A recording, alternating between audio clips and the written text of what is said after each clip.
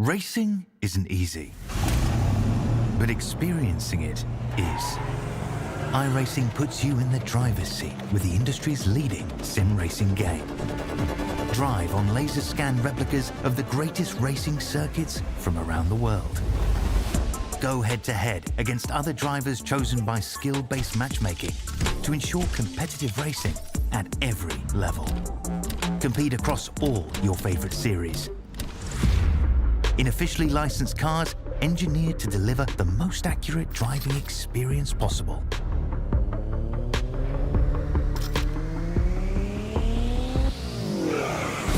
Join a race or host your own with players from across the globe. Race against the computer or in a league with friends. Feel the thrill behind the wheel. Visit iRacing.com.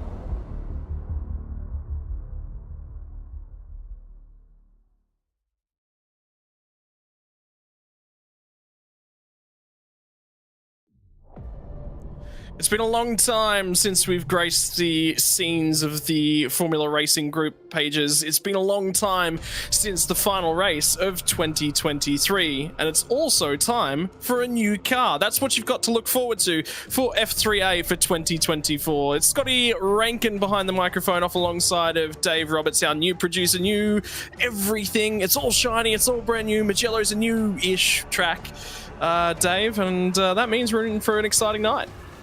Yeah, well, Scott, everything's shiny and brand new except me. Well, no, you're a little bit shiny because you're going to get drizzled on tonight. And But I must say, I am excited about tonight, and this new car, new track, weather effects, and even whether it rains or whether it doesn't rain, doesn't matter. It's just the whole changing weather is really awesome. This car is just beautiful. It's a fun thing to drive. We're going to have a great time. Yeah, and the key thing I like that you said there, even if it doesn't rain, it's in the back of everyone's minds anyway.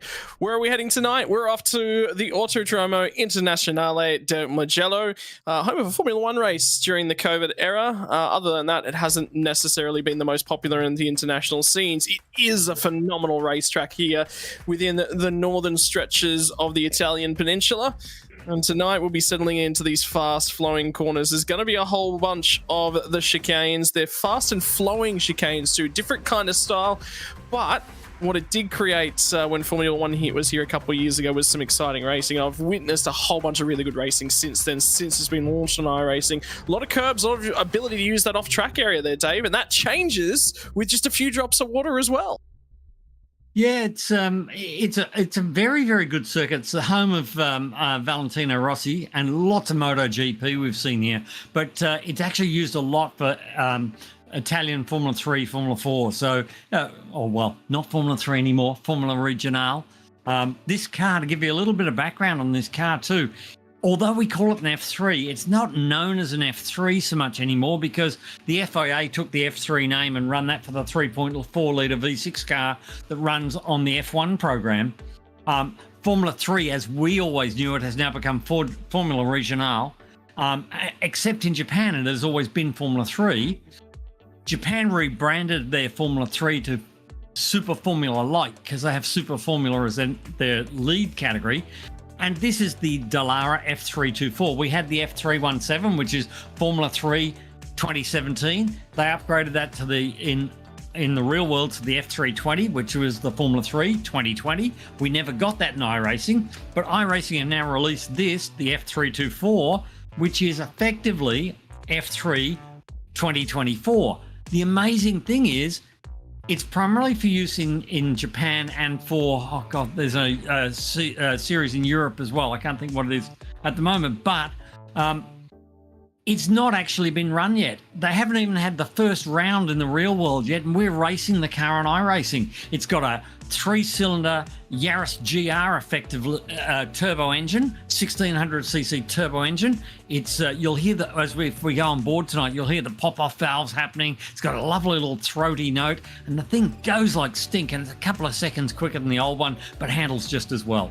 More importantly, Dave, and before you even say it, I'll chop you off here. It's got wings that work. It's got wings that you don't run completely flat. Yeah, absolutely. And it's got grip. It's a really nice build. When you drive the car, you can feel the grip in the car, which is really unusual. We haven't got that ice racing anymore. We've really got some real grip in the car. It's great to drive. Well, qualifying for F3A Silver has just concluded, and that means that we will have a few bits and pieces to go over. But most importantly, there's a couple of things we wanted to cover prior to going into the show. What have we got coming your way for Silver? A 30-minute race. 40% on that fuel tank. It's going to be the single race to go the distance. Could weather play a part? Well, we'll be debating that all night long. In terms of things that qualifying has just finished, and this is going to be our starting grid. Off of the front row, it's going to be Declan... it's going to be Declan Webb and Curtis Webb, the two... Are they related? Who knows? That's what I was just thinking, the way the cars look. Jack Humphrey and Jay Dixon, and two very similarly coloured cars off row number 2. On row number 3, it's going to be Jackson Pringle and Josh Fitt. Only 0.3 of a second, not even 0.4 of a second back from our pole lap. We'll throw it one more row back to Damien Cairns. It's been good to see him back yet again. He's just over 0.4 back from the pole position time, off alongside of David Baz. We're going to keep going through the field because there's a lot of them here as well. It's going to be Aaron Cooper and Chris Weitzel at the back end of the top 10 before we'll throw to the first round of the grid outside the top 10. It'll be Ryan Jones and Harry Lawrence. Kieran Rice and Scott Leberfield will make up row number 7. Jordan Mazzaroli and Callum Newton are going to be your row number 8. And Max Havett messaged me today to check in to see how I was going, and good to see him backing out on the grid, off alongside of Robbie Griffith. Rounding out our top 20 is going to be Max Fry and Brett Douglas, and you'll have the second half outside the 20. Okay, so I'm sorry, I'm not there at the moment. I was just fixing some sound levels, so we're good. So outside the top 20, where did you finish? Max Havey. So we've got Robert Griffith and Max Fry next up. Max Fry, new guy to the series. We've got quite a lot of new faces tonight. Brett Douglas, Luke Hayden. Luke got a late call up from as a reserve, so it's great to see him there. Our old favourite, Mickey Rubok, is back. Wade Sheedy, Leith Hardy, Chris Barnes. Another old charger from old F3 days, back here again. Jason Depp, I've been calling him Johnny all week. I really apologise if I do it to you tonight. And we're about to go green. That's it. Lights are set to go out for the first time this season. It's F3A Silver, and here they go. The run down of turn number 1 will be Webb, who gets a reasonable getaway off the front, but there's a couple drivers throughout the field. New cars, new chassis. The drivers have barely tested them. This will be one of the first standing starts they've done in these things. In terms of things, the run down of turn number 1, it gets shallow. It feels kind of wide, but all of a sudden it tips back. There's contact at turn number 1. I believe it might have been. It was just a Damien Kansas inside. There's going to be cars spinning around. Chaos at turn 1. There's about 6 cars involved in this one. Left, right, the field is blocked up, and we might end up with our first safety car of the night. Ryan Jones is missing a rear wing, and your new favourite, Jason Depp, has skipped through that one, managed to get through it, but there's a number of cars with wheel and wing damage. That's a pity to see that. I hate accidents early in the race. It really upsets the rhythm. So hopefully they'll be able to get back on. We've got the wave through under yellow, so if they do go to yellow, they'll be able to get a lucky dog and back on the lead lap. So it's not the end of the earth if they're off in turn 1.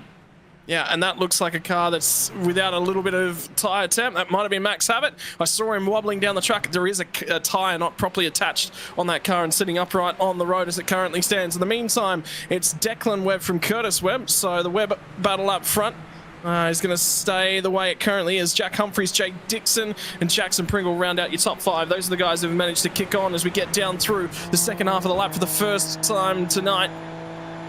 So there's a group of, what's that, 3, 4, 5, 6, 7, 8, 9, 10, and then quite a gap back to the next group. So as they come across the strike for the first time, Declan Webb showing a clean pair of heels to Curtis. I would love to know if they're related, if they're brothers, but they haven't got matching livery, so I doubt it. It just might be a fast name, you know. Jack Humphrey sitting there in third, and Jay Dixon's smart, old, been around for a while. Jay has, and I think Jay just slipped through into third place by the looks of that. Well, it's 3 wide actually on the run down of turn number 1, Dave. David Baz, Josh Fitt and Jackson Pringle were side by side on the run down of turn number 1. Baz, the other two, you sort of yielded and let Baz kick out in front of them. Harry Lawrence has managed to survive the lap 1 crash, has managed to grab himself a couple spots, but they are all still kept together a little bit. That tow effect's still helping. They've added that 10th car now back to that lead group, and then it's sort of 11th and 12th. Someone off the road between turn 3 and turn 4 as well. And it's Scott Leberther will need a tow at this point in time. Could trigger the first safety car of the season. Didn't take long.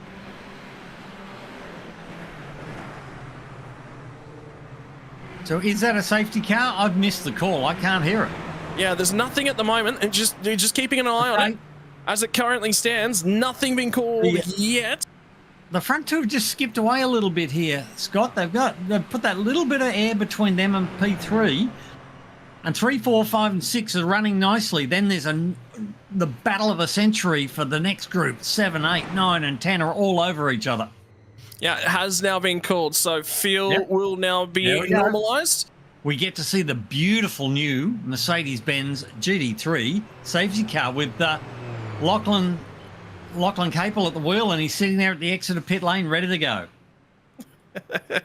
There was a little bit of debate with has the safety car driver done any practice in the rain-style conditions, Dave? Have you been down there chatting to him? Yeah, in the wet. I was debating whether do we need to put the signs on the side doors upside down, but that was going a bit far. Well, did you actually know, Dave, that there is actually a paintable panel on the upside-down section of the front splitter of a V8 supercar? There you go. So, yeah, if you manage to get your V8 supercar upside down, you can have something attached to it. I don't know about the Super Formula lights, but that was a short shot of racing to get ourselves started, and we're going to get a replay of everything that's happened. This will be the lap 1, turn 1 incidents. It was 3 wide at this point, and then it became 4 wide, and they all sort of... The problem was the car that was down there on that inside drifted out a little bit. The cars on the outside came back in, and it nearly went as if they forgot to use the entirety of the road on lap 1. Yeah, it was a bit hectic, bit of a hectic opening there. This car really does inspire confidence because of the grip. So it's not as slippery on the opening laps. But I'm hoping this isn't a trait that we're going to start to see a more controlled amount of racing. So it'd be nice to see less accidents and more racing. So I can tell you, the 4 drivers that were in that 4-wide situation was Ryan Jones, Jordan Mazzaroli, Damien Cairns, and Chris Weitzel. Were the 4 drivers that came together. It was Mazzaroli on the inside, coming back up and making contact with Ryan Jones, and then Chris Weitzel was on the outside. Damien Cairns managed to buy his ticket through the inside and get out the other side relatively okay, and from there it was just everyone that sort of started in behind them that was a little bit unstuck in terms of things. So it happened about out of P10, so it was a couple guys got good starts, but then again, such a long straight at Mugello. Does that sort of give you a little bit of a lack of confidence going into F3 Pro later on tonight, Dave? Because it's going to be similar, long run to turn 1. Yeah, they're all races, whether they're pro or whether they're silver, they're still races. And a lot of guys here in silver, because pro, this season, pro is only for teams. So we've got 15 teams of 2 cars, just like F1. And that's the way that's working. And a lot of guys have gone, I can't commit to a team. I can't make every race. I'll go as a privateer. I'll run in silver. So some of these guys in silver are more than good enough to be right at the front of pro. And especially these 2 guys at the front, Declan Webb and Curtis Webb, have been super fast all week. Unfortunately, Phil Worley, who was the fastest pre-qualifier of the lot, has really had the pace, and he had to withdraw this afternoon. Work commitments. Life does get in the road with racing sometimes. Well, field has just been handed back over into the control of Declan Webb, who has decided that he's going to go before the last corner, has started to accelerate. Not quite. Not quite. He did accelerate. He did lift his momentum. The problem for me is I would have held them. I would have held them all the way to the start-finish line here, Dave, because it's such a long straight line. He's vulnerable when he gets to turn 1. Webb's got a reasonable getaway in behind him, so it'll be Curtis versus Declan on the run down to turn number 1. So it's Webb on Webb, isn't it? Well, he's lifted. Curtis has actually lifted. Now Jay Dixon's getting the opportunity to surge up a little bit. You can see it. He's backed out a little bit. He's comfortable to just sort of run 1 and 2 as it currently stands, unless there's some fuel games being played, and that safety car might have bought us a ticket to the back end of the race with some fuel saving. That may change things. Humphreys has just been jumped as well back there. Look, I'm thinking David Baz has just got through on Humphreys. Yep, Baz still to the inside. Now we'll get up there through turn 4. And the second of the chicanes on the lap. Now it'll be Josh Fiddle try and line up and have a go as well. And have a look at the cars all toe to tail. And everyone looking for a little bit of fresh air to that front wing. little bit of downforce now as they head down towards the Arrabbiata corners. Yeah, Arrabbiata 1 and Arrabbiata 2 in this car are absolutely flat and it's right on edge, and don't try it on cold tyres. So very, very, very quick through there. And this next one, Carentia, is downhill right-handed. It absolutely tears the front tyres. You've got to be gentle through here. This is the corner that will kill your tyres. At the end of the race, you won't have any pace. How about Harry Lawrence, who just skipped through on Jack Humphries and managed to grab himself another spot?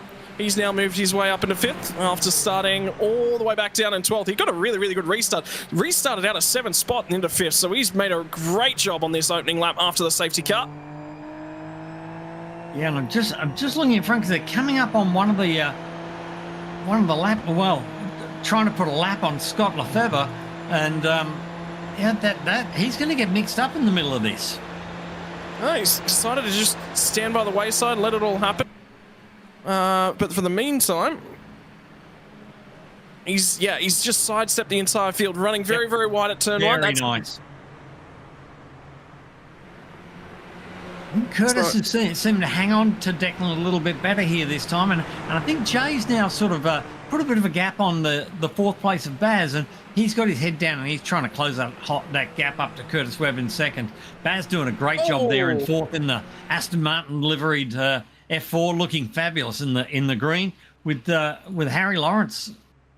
Now Harry Lawrence has dropped back. He's given that place back to Jack Humphries, has he? Yes, he has.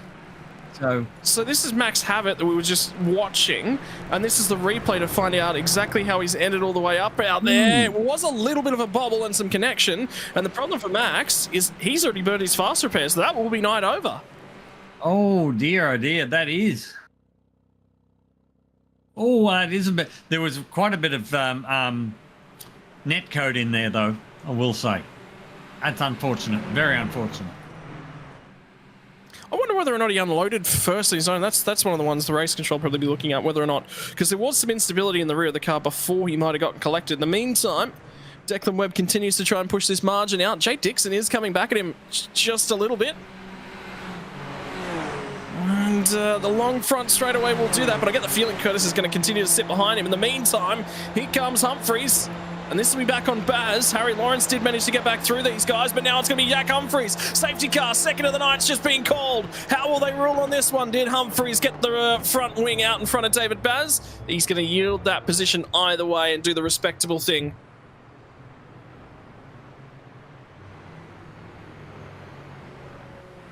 So, 2 green flag laps, 2 safety cars here, Dave. Action-packed opening is certainly the way that it's going to be called. No, unfortunate, but yeah, that's the way things go. The interesting thing here now is the fuel. I expect a few of them will be clutching away, trying to save fuel, because if they get another safety car, you may be able to get to the end without a refill. Well, I'm just thinking, there's a few guys who've actually pit under that first safety car. Now, for those guys, largely it was damage. But there's Wade Sheedy, Aaron Cooper, Jordan Mazzaroli. Mazzaroli was definitely for damage. Yeah, and if they've taken fuel, they're back in the game here. It's interesting. I don't know if there is actually any net code. That's an odd one. They'll look at that a few times. That one will probably be stared at and picked to pieces. Not confident there was anything. Oh, well. Race control's job. They'll look at it. They'll work it out. Just looking and thinking about another couple of cars. So at the moment, all I'm going to say is, in terms of strategy, those who have pit and added at least another splash of fuel, if you'd pit under that first safety car from here, Dave, would you be okay to go to the end from the here? The fuel load that they got, Jay Dixon straight into the pit. Oh, he's lost it under brakes into the pit lane. Wow, that got it all sideways. He's a bit lucky to get away with that, but Jay Dixon's dived into the pits to take on fuel, because he's going to be able to get to the end from here. Because what are we in? We're now 14 minutes to go. You got 20 minutes of fuel on board. He'll fill it up to the finish.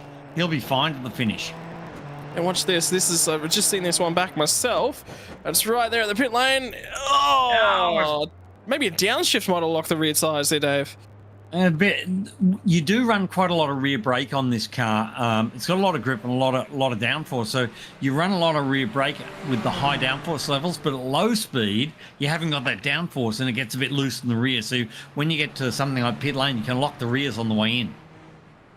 So interesting to note now, end of lap 6. So effectively, there's a whole bunch of people who have pit at the end of lap 1, a whole bunch of people who have pit at the end of lap 2, and now a whole bunch of people who have pit on the end of lap number 6. Jay Dixon will be the first in line that has managed to do that. 16th spot on track as it currently stands. Race control going to take the opportunity to get that wave around done and try and clear some people out of the queue. A bit of chatter going on between the drivers and race control. They'll sort that out, but they will do a lucky dog wave by now. So Lachlan and the safety car will slow everyone up. That safety car's looking great tonight. They'll slow everybody up and let the guys who are a lap down go back past and rejoin at the tail end of the field. So there goes the first of our guys, which is Scott Lefebvre. He's gone through, so he will go around and join up on the back of the tail end of the field and be back on the lead lap. So, all is not lost if you have that early incident. Yeah, there's a couple that'll be taking that opportunity. Unfortunately for Max Habit, he's back in the pit lane again. Yeah. So, like we said, it's going to be a long, slow damage repair. Spare car not available to him after use in the first safety car period. Yep.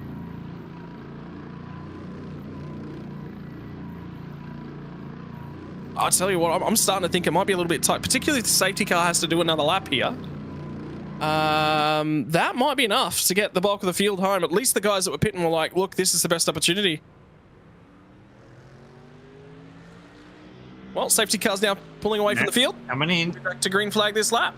They try and get the safety car in as fast as they can, always, because we all know everyone wants to see cars racing, not driving around behind the safety car. So locked on the safety car, he's got the foot down and he's disappeared, and control of the field has been taken over by Declan Webb. And look at him bunched up there. Boy. He might have learnt from that first safety car period too. He may not go until much, much later on. And just from the actions of Curtis Webb, I was wondering whether or not he was fuel saving quite excessively. So David Baz is now up into third place there because Jay Dixon's come out of the queue. But these guys have got to be wondering whether they can get to the finish. Well, Webb has now improved that speed slightly. Be looking to go potentially post apex. Yeah, it'll be post the apex of the last corner. He's not going to wait all the way to the start finish line, and there's a few cars already trying to look for some acceleration. More cars in trouble at the back end of the queue. I think Curtis Webb's got a run on here. He's certainly down the outside. Can he get around into the first corner? And now it's 3 wide with David Baz down the outside. Big move, but I think, oh no, Baz has run a bit wide. And Declan Webster managed to defend that. Gee whiz, I didn't think he was going to hang on to that in that first turn. Well, the thing was, he had to go deep around the outside to get the job done because he was never going to get back to a regular apex. Curtis has propped him up on that outside for an extended period of that first turn. That's still continuing on deeper in the field. Someone else has gone around and lost a nose cone. Ryan Jones with damage for the second time tonight as well. And the battle up front, so Baz is a little bit closer this time by. We'll get an opportunity to see if he can go with the leaders, whether or not it was actually other cars getting in the way on that last restart and battling prevented him from going with the front two. He'll get an opportunity this time, and these guys are still trying to build some tyre temperature. Remember, Dave, we've barely gotten these tyres away from being stone cold thus far in this race.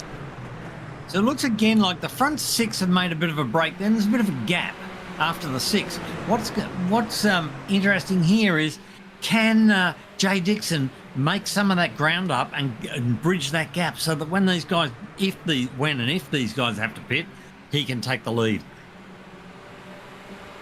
Well, as it currently stands, Harry Lawrence has managed to jump ahead of him on this restart. Remember, we talked about him grabbing spots on that most recent restart as well prior to the current one, and now trying to make positions up in the last corner as well. He's got Mickey Rubok ahead of him, nearly ended up with a Callum Newton-sized hull punched in the rear of his Super Formula Light, or his F3A'24.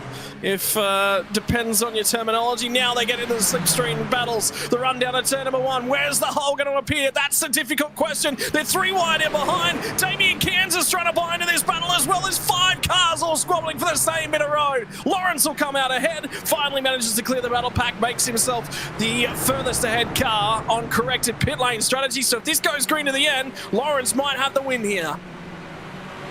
I'm watching Dixon stuck behind 2 cars side by side here in front of him. So he cannot find a way by.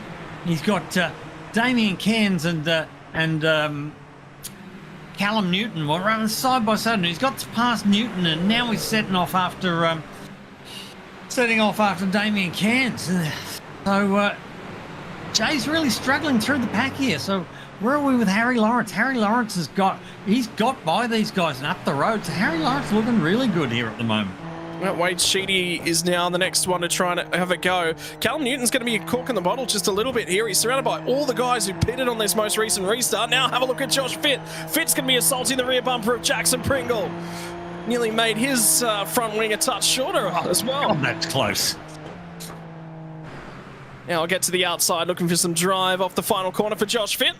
And he's going to have a whole bunch of main straight now as he gets in underneath the rear wing. Then he'll pull alongside. Now the run starts to stall as soon as he gets that wing out into the fresh air. Away goes all the power as it gets to the ground. Robbie Griffiths uses the opportunity to get up nice and close. Curtis Webb's going to set the fastest up of the race. Declan and him are going to fight it out for first position on the run into turn number 1. He's still hanging on to it. Outside. He's just couldn't quite get it in there.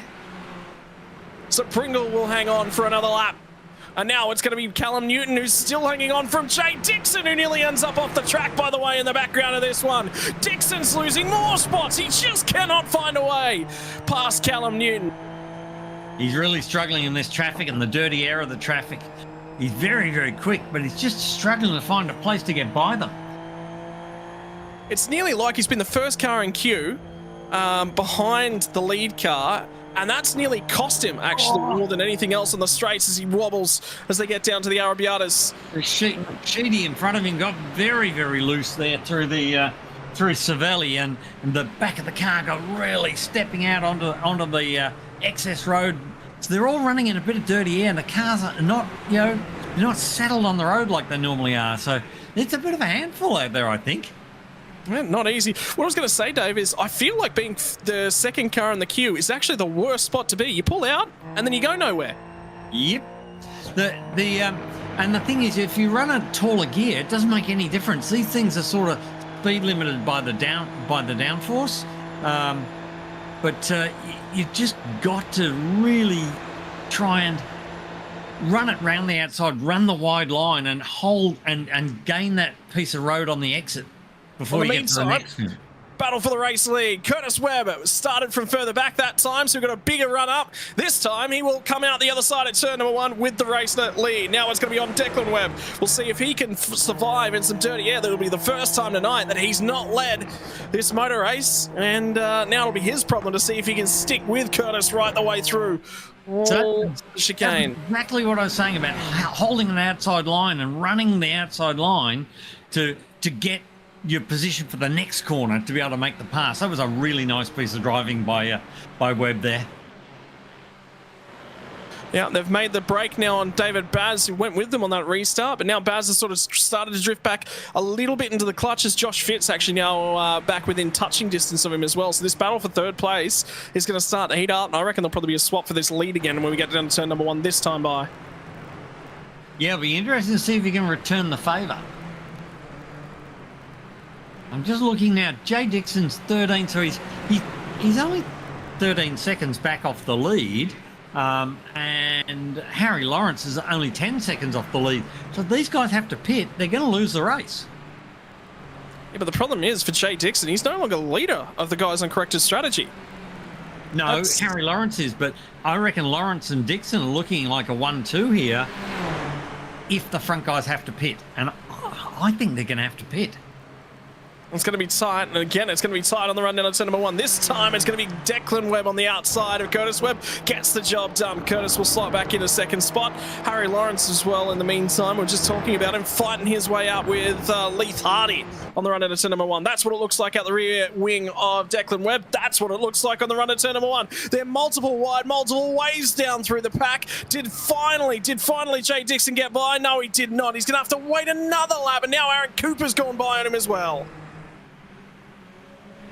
Well, they're showing the car can pass. You can pass with this car. It's not easy, but you can do it.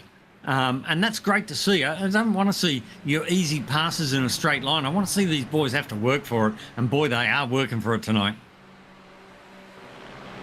Yeah, it's not easy, particularly in this middle pack where there's so many. There's just not a lane of clear air anywhere around this track for some of these guys. Some of the corners you can run fractionally offline, get a little bit more downforce, carry that better speed through, and you might see a drop of rain later on that might change the lines. A bunch of people are going to be running as well. In the meantime, Dixon's right up and underneath the rear wing of Aaron Cooper. And we've got this battle going on as well. That's the live radar we'll be looking at throughout the coverage. And it's the second time SimSpeed have got to use this one on the broadcasts. There was broadcast back on Monday night that allowed Formula Fords to go racing in the wet. Now it's going to be the Super Formula Light's turn to be commentated on your Wednesday night this week. And don't forget Wednesday night next week too, Dave. Wednesday nights for the foreseeable future are going to be packed with Formula racing action. Yeah, and it's more than just Wednesday night for these guys because they all the silver guys pre-qualified last night. Now here's Webb again around the outside of Webb, and he hasn't been able to pull it off that time. He just couldn't quite get the run around the outside. That's really, really cool to watch. Every lap they're trying to set each other up in that turn 1. But yeah, they quite pre-qualify on the Tuesday night, so they've been out here pre-qualifying last night, having a really good run around, and then turning up tonight, and they've got practice, they've got qualifying on the race. And another thing, Silver, that we're watching now, these guys have a fixed setup, so the car is set up. Everybody's got exactly the same setup on the car. In Pro, it's an open setup, so you'll see maybe varying different speeds down the main straight. In the meantime, I get the feeling that I'm looking at it, and the first joke that pops to mind is a little bit like Spider-Man, the webs are stuck together. Yeah, somebody had to make that joke, and it would be you, wouldn't it? Of course. They've pulled quite a gap on Baz, actually, haven't they? They really have pulled quite a solid gap on... Well, David Baz, something's happened to him on this lap because he's no longer sitting in third. I've got Josh Fitt up in third and Jackson Pringle right behind him. So where's Baz gone? Baz has dropped back. Have a look at what's happening. Have a look at what's happening. We've got cars in the pit lane as it currently stands. Race leader and P2, the two Webbs, stuck together once again, stuck together on strategy. They'll both make their way down to the pit lane. David Baz might be fuel saving. He's gone the extra lap. We are 25 minutes into this race. There's 4.5 minutes left to go. And everyone who pit on lap 1, they're going to make it. They are absolutely going to make it. So we're looking now that this means Harry Lawrence will take the lead. David Baz has stayed out. Is David Baz fuel saving? That's why he's lost the lead? Is he looking after? He's dropped significant amounts of pace too. Yeah. Quite possible that he's actually in fuel saving mode and clutching, looking after it, lifting early, lost the pace, but trying to get it to the finish line. Well, very interesting strategy. For my liking here as well, I think we've got 3 laps, including the current lap that we're in. So this one and maybe 2 more, maybe 2 more. In the meantime, Leith Hardy starts to crawl over the rear bumper of the guy we're expecting to pop out with the race lead, potentially at the end of this lap. I just don't think David Baz can go another lap, because if he could, everyone else would have gone that extra lap as well. He's the only guy yet to pit in the field, and he is dropping like a rock. He's stabilized this lap. So I'm actually starting to make sense. It might have been a mistake somewhere. Car off the road for David Baz, lost him 3rd spot on the road. Well, he's going to lose everything as he'll have to pit probably this time by. In the meantime... See in a second, is he into the pit lane or not? Yes, he is. Yeah, he is. In a pit lane. And there goes Declan Webb as well. So Harry Lawrence in a sweet lead now. Looks like who's right behind him now? So it is Wade Sheedy in second, Aaron Cooper running third, Jay Dixon's back in fourth and fighting off Jordan Mazzaroli. So that's a battle and a half there. Well, the problem is Jay Dixon was ahead of all of these cars on the restart. Yes. It wasn't even close. But he just didn't play the traffic right, didn't read the situation correctly, and that's cost him 3 spots in the road. Doesn't sit on the podium. He's just outside the draft, though, of Aaron Cooper, just outside of it. So, in the meantime, where did everyone else rejoin in terms of your running orders? We'll give you a little bit of a race update, ladies and gents. Declan Webb has rejoined down in 10th spot. Curtis 2 seconds in behind him, so in and out of the pit lane, not great for Curtis. Might have taken on a splash of extra fuel as well. I reckon Harry Lawrence has got this one in the bag. All he's got to do is keep it pointed the right way, not make a mistake, and this is home and hosed. Be interesting to keep an eye on the Cooper-Dixon-Mazzaroli battle, though, because that's going to decide 4th spot, because Cooper's right up in behind. Yeah. They've caught him. They've actually caught Wade Sheedy by a lot on this lap. Yeah. So that draft has been closed down now, Dave. Cooper's been super quick. He was super quick in pre-qualifying as well. So he's certainly got the pace to run to pass these guys, I think. So he's taking a wide line there. He's trying to get a really quick run. No, he's not got that run off the last corner. But Dixon's back in there. Dixon's hunting. He wants to be on that podium as well. Wade Sheedy's got him all over the back of him, and he's got his mirrors full of green and aqua. And that white flag flapping in the air. I was just looking at the timings and saying it's a 1 minute 36 seconds for a lap. It is going to be one more lap left to run. So this is it. If they were going to get the drive and get the job done by the start-finish line, that run to the first corner was your last opportunity to use the straight line speed to get the job done. That opportunity expired. Wade Sheedy sits in second place at the start of the lap, but Aaron Cooper's jumped ahead of him. Can he go and wrestle this one back? And Dixon denied cruelly in all that safety car restart. Now underneath the rear wing of Wade Sheedy. Can he reply with a little bit of a return of serve? How close to the fuel are these guys running at this point in time? Have they got the extra splash in the can just to push that little bit harder? Well, pace and time says they possibly can. I think they're fine on fuel. They've got up in front is Jason Depp running. He's got no rear wing on the car, and they're catching him, and I think they're going to get to him before they get to the finish line. Could he interrupt this whole thing and give Jay Dixon an opportunity to grab that last podium spot? Well, we're running down on the run as it currently stands to late in the lap. There isn't going to be much more of an opportunity. There's another chicane. Can't really pass there. Can't get close enough. Harry Lawrence is on his run to the final corner. That will be the last opportunity. There's not enough space out of the last corner to the line. Jay Dixon's got to be a fraction closer. Jason Depp sidesteps everyone on the run down the last corner. Lawrence comes out of the last corner. He's going to win this one, but who's going to finish second? Who's going to finish third? Sheedy's got it as it currently stands. But finally, Sheedy is going to pull slightly ahead. There's not going to be enough time left on that straight. Cooper comes home second. It was a hell of a last couple of laps there. Yeah, pit stop strategy and being aware of the timer will be what this round is remembered for as the rest of the field slowly comes on through. Baz will crawl back home in 12th spot. And he's made up some ground as well. It's not quite as much as he would have liked to. In the meantime, Declan Webb, who led the bulk of that race, home in 8th spot. Well, it's a pretty good debut for F3A'24.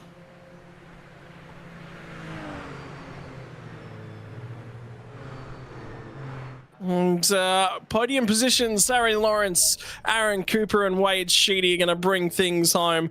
They put the old race brain on, came up with a strategy that pops them out ahead and dominated it. But Jay Dixon, he would have come out of the pits, looked at everyone alongside of him and gone, yeah, I'm sitting in a really, really good spot. Race didn't plan out that way, and that's one that he will probably be a little bit upset with.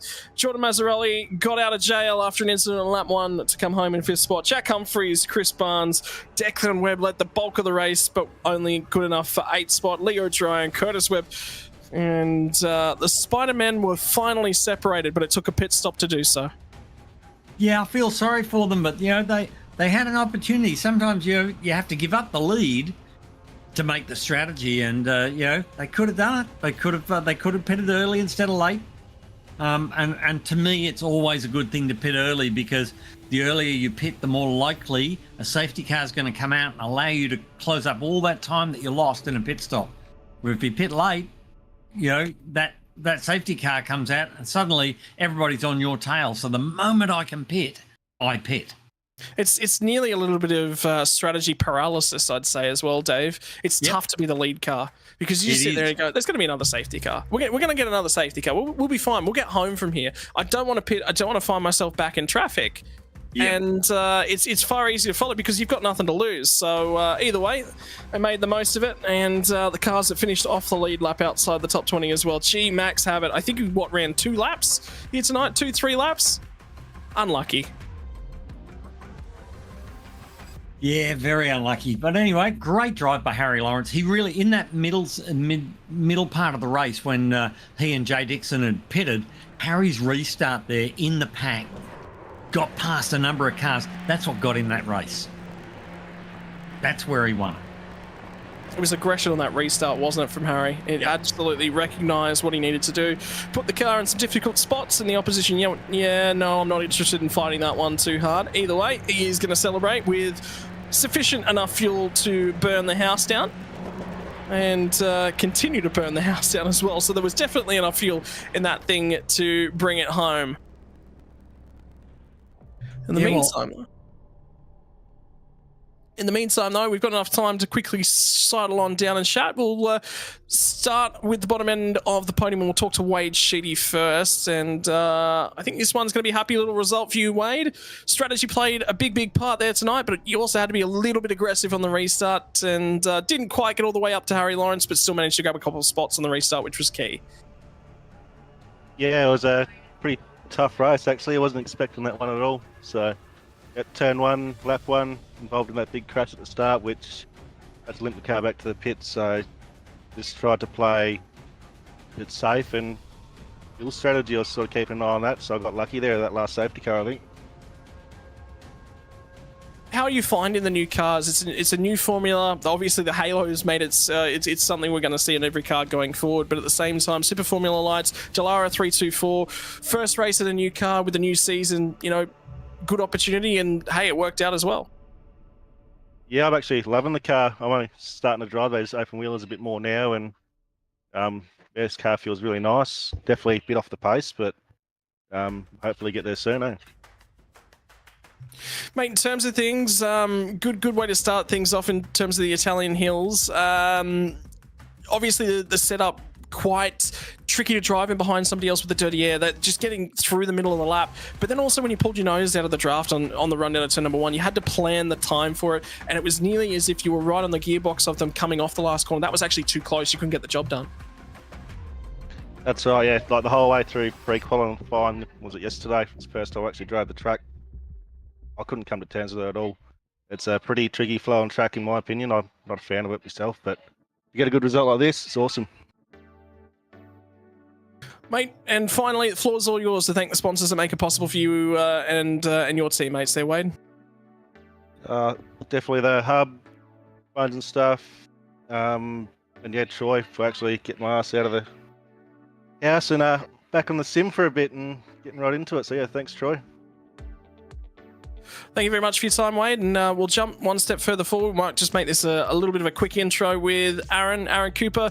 Reasonably good night at the office there, mate. Happy with that one? Played the strategy cards quite well.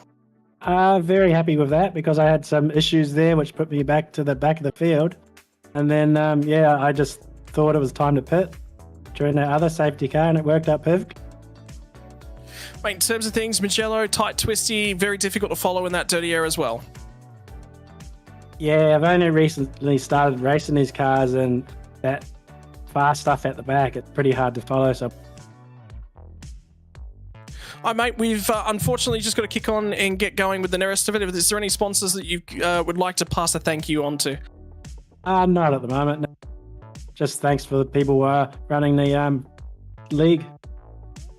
Thank you very much for your time, Aaron, and we might see you as the season progresses, mate. Congratulations on second place here tonight. Yeah, thanks, mate. See ya. And finally, Harry Lawrence had to get the elbows out on that restart. You were the most successful, the most aggressive, but also used the brain a little bit. That pit lane strategy worked out beautifully. Thank you. It was a great race. I'm surprised no one else really pit during that safety car window. But hey, it worked out for me well, so I'll take that one. Mate, it's nearly more difficult to be a leader in those sorts of circumstances. You're damned if you do, damned if you don't. And, well, you were able to just follow and go, hey, there's an opportunity here. Yeah, it was just a slipstream fest on the front straight. Could never catch anyone. Just kept getting past when I was trying to stay in front. Finally, mate, we've got a couple seconds left before we cut over to F3 Pro. Is there any sponsors or shout-outs you'd like to pass on? Just my mum and dad, really. Great people. Love it. Well, successful, happily, and grateful parents, I think, at this point in time. Thanks very much for joining us, Harry, and we'll see you again next week. Thank you. See ya. Cheers. It's been a while since I've heard parents get thanked. They do deserve getting thanked more often. Yeah, thank you, mum and dad. Awesome thing, isn't it?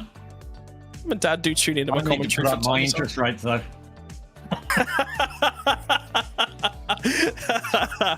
Yeah, look, my parents paid for some racing gear when I was a kid, and I don't think I've ever truly paid them back enough for it.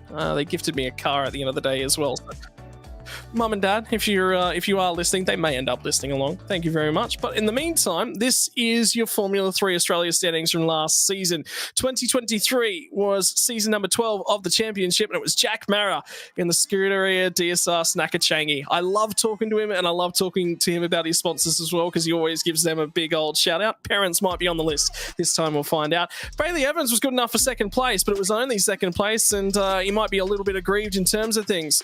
Well, it's a new season. It's a new opportunity for Reese Margetts as well. And, two of the simrigs.com DPR cars inside the top three. But a new season is about to come on board, and that means that qualifying is just about to conclude in terms of things. Take us through a few of the changes here, Dave, because Teams Championship, that's going to be critical this time. Yes, what we've done is the field's been cut down to 30 cars, so it's a little bit more controllable. Previous years we've had 40, 50 cars on the grid, but 30 is a much better thing. Race control can control it a lot better. And we've set it up with 15 teams. So they pre-qualified, the teams all went out and pre-qualified at Suzuka, and the two drivers' lap times are combined to give them a qualifying time, and the fastest 15 teams qualified to run in Pro.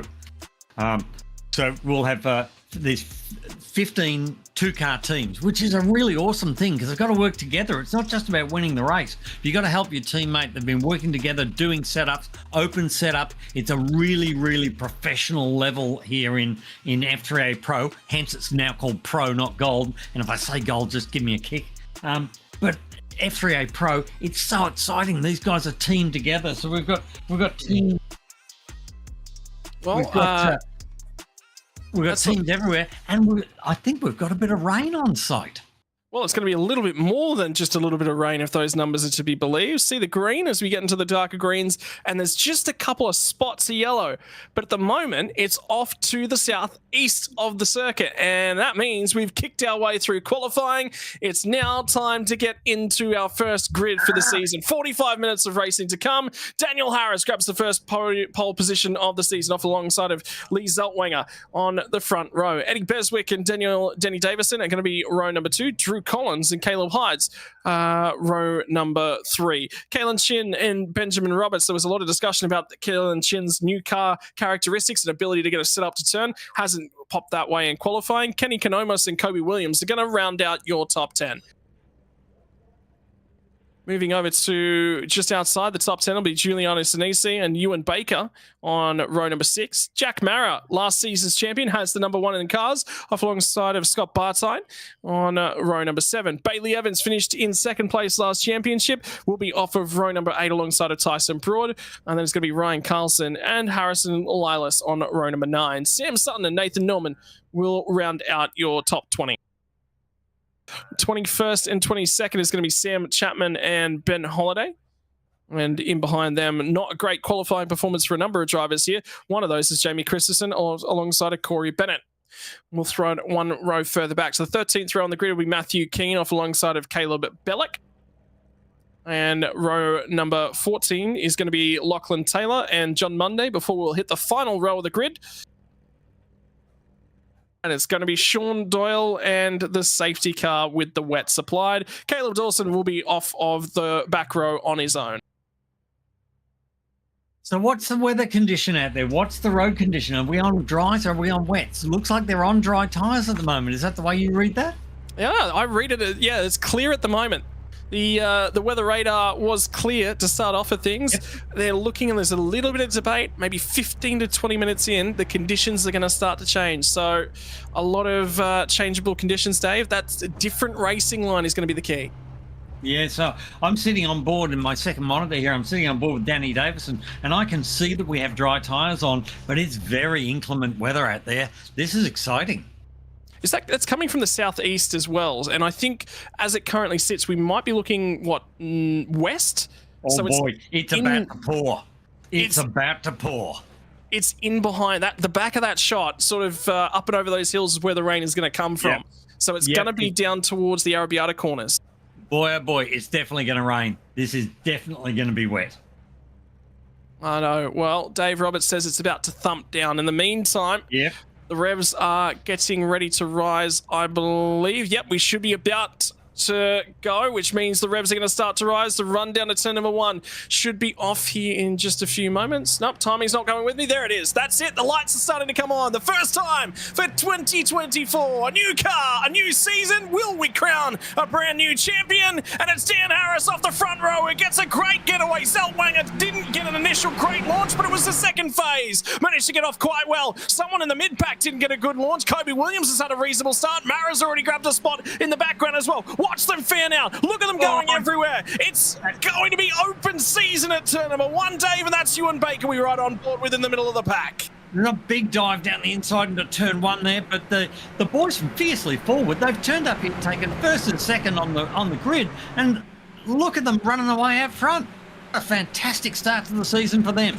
Is Fiercely Forward perhaps their strategy of not looking out the rearview mirrors, because they're marching fiercely forward. Nathan Norman's already been involved in an incident of some description, and there's a car off back at the background at turn number 1.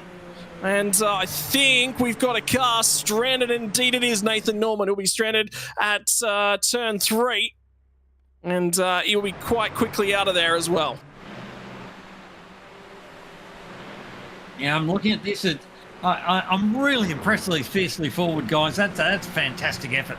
And, someone jumping curbs there on the inside in the blue and white car. I've got to get used to these new cars and who they are.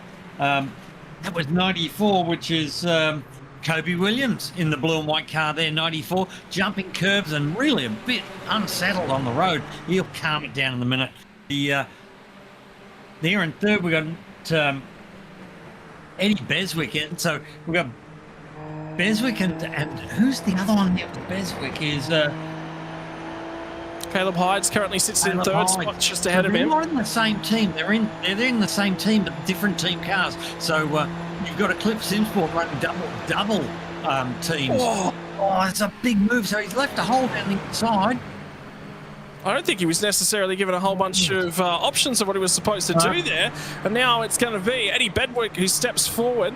And he'll be applying the pressure to Zeltwanger. In the meantime, Harris has tried to skip on clear. And the information we're getting, by the way, ladies and gents, is, well, you're going to have to do a pit stop in terms of fuel. And critically, where the rain is going to hit. Oh, Zeltwanger's gone around! Found a second spot, facing the wrong direction. He's made contact with another car. Yep. He's tried to stay out of the trouble there, and it got into it in the end. And lost it on his own. And I'm just trying to pick up who's the car. Danny Davison. Whoa! Boy, oh boy. That's somebody's collected, John Mundy's collected the slow-running Zeltwanger, I think, if we get a replay of that. I'm Bailey Evans in trouble as well. Bailey's been so fast all week. Oh, John Monday's just been absolutely nothing he could have done. The car ahead of him has just lost the rear end with no grip on that rear.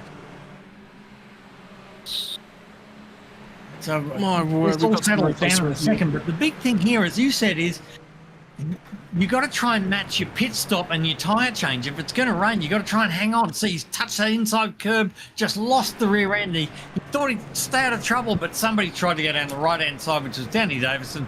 Unfortunately, just the wrong place, wrong time. I mean, what can you do from Zeltwanger as well? And this is John Monday as he comes down into Savelli, which is this left-hander right here. That's, yeah, unfortunate. And, oh boy. Hope he's okay. Well, it's one of those things, Dave, isn't it? I mean, it's a real-life trait. Like the sim terminology used is always hold your brakes, right? Because then you're very, very consistent. You can do. But from a real-life perspective, I would guarantee that your first thought is, I've got to get off this track as soon as possible. Well, I don't disagree with what Zeltwanger did there. He rolled the car backwards and sort of made his way over to the left-hand side of the track rather than stop right in the middle. So if he stops in the middle there, he's going to get clobbered. I don't think what he did was wrong. Unfortunately, Danny Davison chose to go down the right-hand side, which was just nothing more than just bloody bad luck. So this is how Norman ended up out in the gravel pit, and his race in a heap as it currently stands. Somebody got a wiggle on ahead of him and then clouded and then collected from behind. That's Caleb Bellack, actually. I think that's called him. I think the 43 is the number Bellack tends to run under. Yeah, so I'm looking here. Danny Harris out front. Beswick's up in second. Kalen Chin in third. Hydes. These are all really good guys. And Benny Roberts, the flying Benny Roberts, is sitting there in fifth. They'll all have their spotters and their team spotters in their ears telling them what's happening with the weather, which I'm just going to check again myself. And boy, oh boy, it's just stopped at the moment. It's just sitting there. It's not coming through. The wind's not bringing that rain through. So it's, look at it sitting there. It's just, it's got to get here soon. Well, it's a fraction closer than the last time we looked at the graphic, and we're biting fingernails. There'll be crew managers down on the pit wall biting fingernails and looking at things. And the trouble is, if you go for a stop now, or you have an incident now, you can refuel, but you can't put wets on. Or could you? You could put wets on and run in the dry and the wets. They run all right in the wet and wait for the rain to come. Would you do that? Oh, it's brave. It's way too early. You'd kill them before the rain even got here at this point. Oh, there's more drama. There's more cars everywhere. There's 3 or 4 cars involved in that one. Tyson Brewer's one of them. Oh, look, we've got cars everywhere here. But they're all okay. They're all restarting. Oh, no, they're not. That might be a safety car. So that's Matthew Keane, and what is that? What number is that next to him there? Ryan Carlson. There you go. And Keane's got a front right tyre missing, so he's just sat there, and they've just said stand by, so there'll be no towing straight away because they're often in safe locations. This is going to be a safety car, and now every question just gets asked. Do you want to bolt a set of wets on? I still think it's still too early, Dave. It's still way too early. It just depends. I don't know what I'd do. Isn't this awesome? Oh, yeah, there's going to be I'd sort of expect a bit of a penalty there for somebody. It was Tyson Brewer was the lead car. I think it might have been Jamie Christensen who was the car immediately in behind him when that all unfolded. That's just all a bit ugly, isn't it? Yeah, it was Jamie Christensen, by the way, that's just tripped over him, so... Either way, for both of them, it's not ended up all that well, and for others, it's ended up even worse. In the meantime, have a look at Harris, though. Harris has skipped to a 2.5-second lead in all of this. This is something for Christensen, and that is going to be a wiggle. Well, he had a wiggle. Yeah, I'm expecting a bit of a penalty to come somebody's way there. In the meantime, we just had a drive-through penalty be applied to Lee Zeltwanger for incident on lap number 2. And in the meantime, Daniel Harris... By the way, Daniel Harris reached out to me this week, Dave, and he said, are you any good with setups? I don't know what to do. I don't know what we're doing wrong. Apparently he solved it. I'll be interested to know what he did. He was distraught with what he was going to do to try and find some pace out of this car. Whatever they did, they managed to find it. But now, in the meantime, the question is, did they go with a raised setup expecting the wet conditions, or is this Daniel Harris fiercely forward 27? Is it just a dry setup? Now, in the meantime, it's the 2 Eclipse SimSport drivers who get to go head-to-head on the run down to turn number 1. Significantly closer this time by is the driver of Kalen Chin. just saw a car 22 penalty.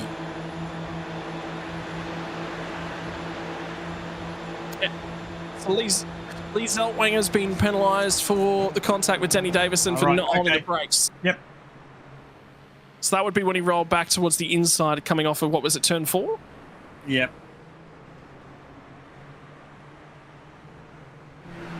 But in the meantime, race has settled down. Ben Roberts is up. His race has gone reasonably cleanly.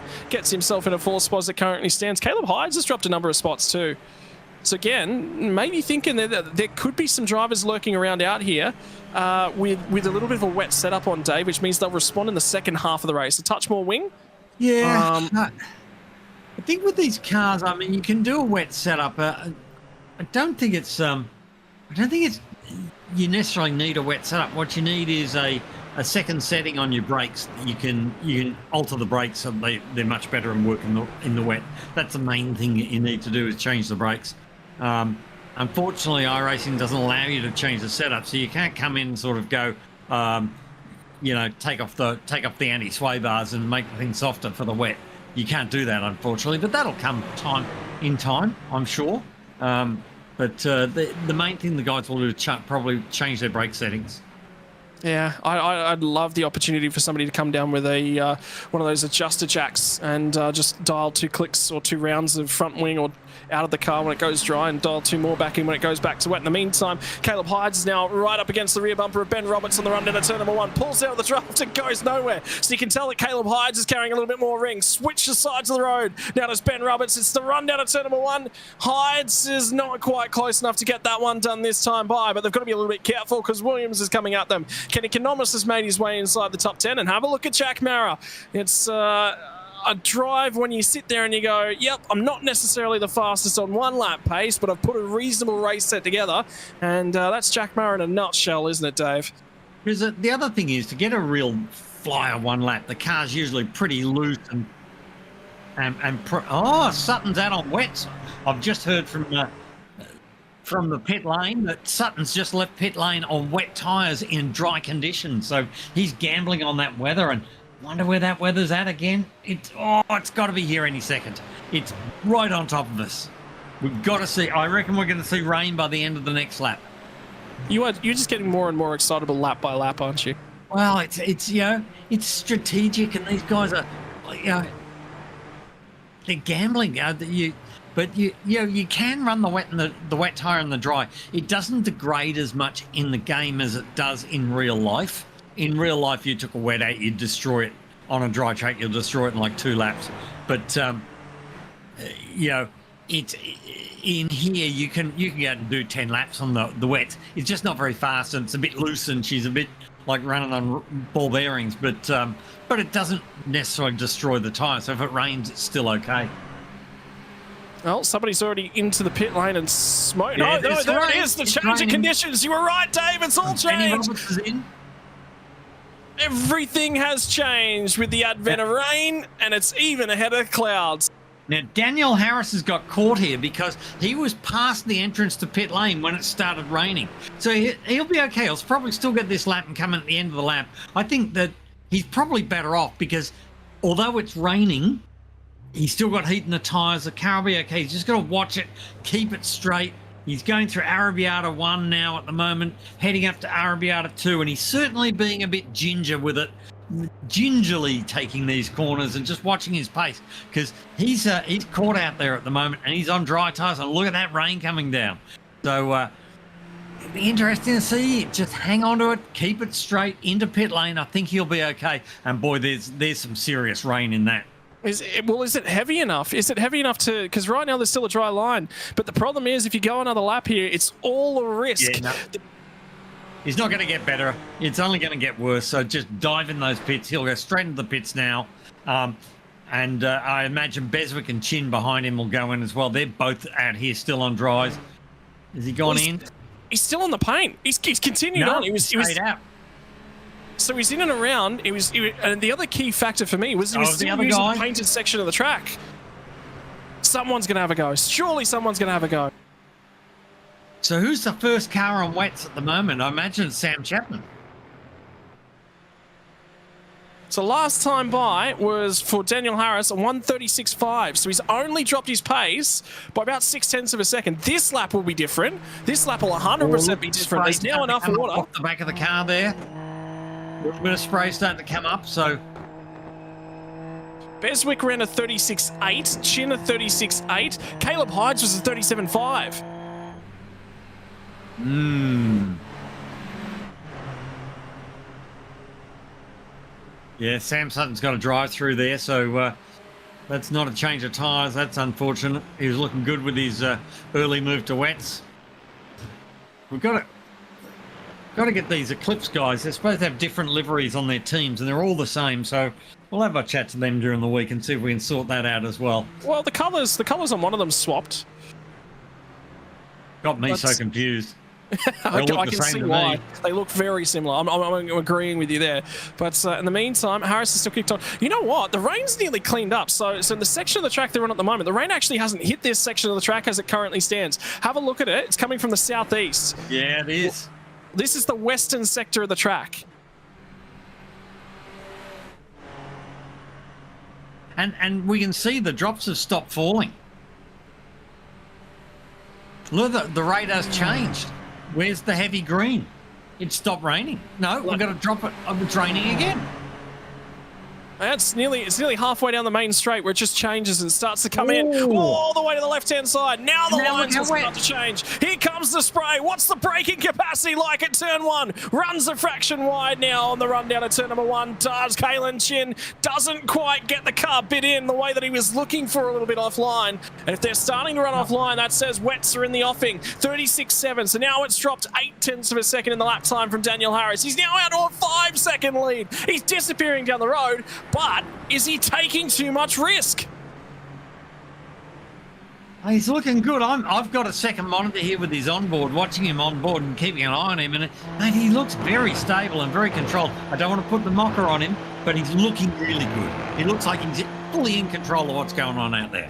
Well, if he falls off the road, you and him are going to have words midweek, Dave Roberts. But for the meantime, he's managing, and he's not scared of the pain either, so that the water is not significant. And now the drops are falling in this sector. This was the last sector for the rain to start to fall. That now changes things. Tyre temperatures start to come down. Who's managing the rain? And quite most importantly, how is Sam Chapman tracking? Because the times have not fallen off a whole bunch. Is Chapman going forward? Chapman's around. Oh, Sam Chapman's around. Yep. So now I'm watching. Come on, look at the spray. straight. No, he's continuing on again. So again, driven past the entry to pit lane. Here we go. Beswick's in. Kalen Chin stayed out. So Harrison Chin have stayed out, as has Caleb Hydes. But Beswick and Kobe Williams have dived into the pits. Interesting. And here they all go. They're all diving in there now. Nearly wonder, Dave. I was just going to say, there's teams here. There's teams in and amongst this. There's a whole bunch of those Eclipse SimSport cars up at the front. Beswick's gone, and I reckon the conversation back at the team would have been, all right, we've got 4 cars here. Let's do something different with one of them. Oh, boy, they're certainly running. I'm watching Caleb Dawson there. He's certainly not running what I'd call the optimum line. Sean Doyle, he's on dries. He's going to go in. Another one in. No. Oh. He's lost it on the way into the pit lane. Well, there's no one running at the pit lane entry, so that's where the most water is going to be trapped down. The other thing and now Kobe Williams down at turn number 1. Off the road. That'll be a car on wets. Yeah, indeed, that was a car on wets. He was the first car that was actually out on wets. The other side of this coin is, although these wets are a softer compound than the dry tyres, they've got no temperature in them, and that's what the struggle is going to be. Whilst these guys out at front, the rain's not all that heavy, they've got temperature in the tyres. You're committed. Once you come into the lane, you're committed. You've just got to go. You can't come back again. I've got to say, I'm so impressed with the way Daniel Harris is handling this car out there on slick tyres in this rain. And he's coming around to the pit entry again. Is he going to go in this time? Yes, he's into the pit lane. The leader's in pit lane. Careful on the slowdown. He's just done everything right. You know, look, no lock up on the way into pit lane. Just right on it, doing a great job. Fabulous Kalen job. Chin follows him in. So controlled. does Hyde. Kenny Konomas. What's he going to do? Is he going to go for the opposite strategy? Absolutely not. So the first of a million cars is now coming in out of the front pack, and now Corey Bennett will be the next car that we'll keep an eye on. So it's, who wants the lead here, boys? Oh, boy! That's a big almost saved it, and he's on the grass. The other thing is all these off tracks they're getting in the rain. Yeah, there's a limit to the amount of incident points they can get here before they get a drive through. So Well, they've got to watch that as well. That was Harrison Lillis that just went through the front end of shot. He's a lapped car, so for Harris, Yes, he's we've got gonna pop Harris, Chin, and then I think we've got Caleb Hyde's, but I think Kenny Konomos may have got through or no. Right, they've Or all is come that in. a lap car? Now, well, there's not a car running anymore. All the cars that are still in pit lane are the cars that are on the slick tyres as it currently stands. The field is now all pit, and I think the guys that stayed out up until this lap, Hides is now around at turn number 1. And that's the exit at turn number 1. Cold tyres, ladies and gentlemen. Remember, we're just talking about tyre temperature. Another big wiggle. Again. He's really struggling to come to grips with the car on the wet tyres there.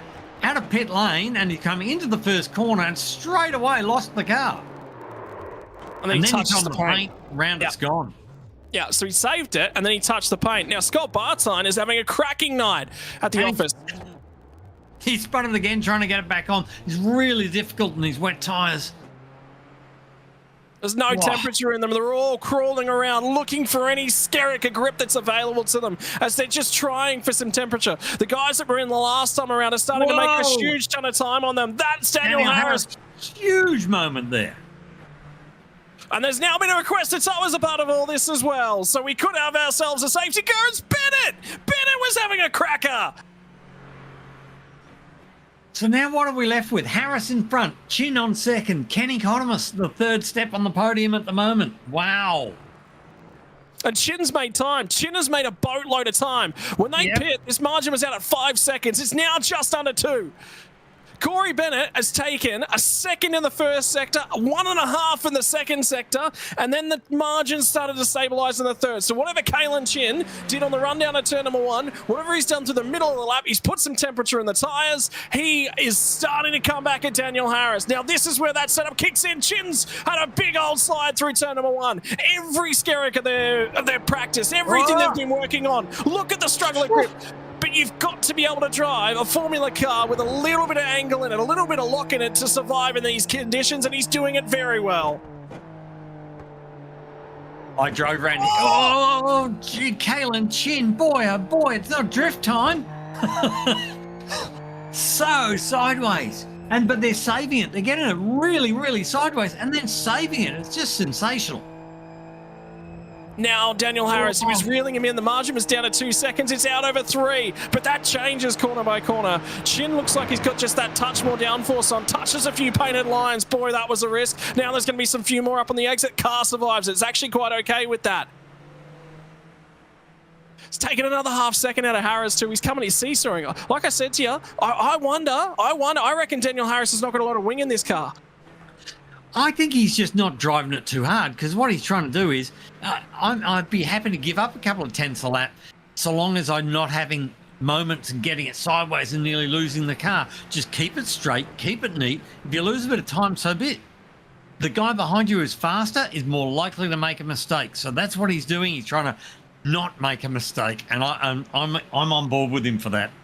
Well, Kobe Williams is coming up on the rear bumper of Scott Bartine. They both pitted on the same lap. This is Caleb Hydes, and we just saw him recover. This will be why. Yep. Can't let go. He touched the slick line. He absolutely touched the racing line. There was rubber laid down there. Yep. We're not going to see rain all the time because with this new iRacing setup is FRG are setting these races up just with real weather. So whatever the weather forecast is for that weekend is what you get.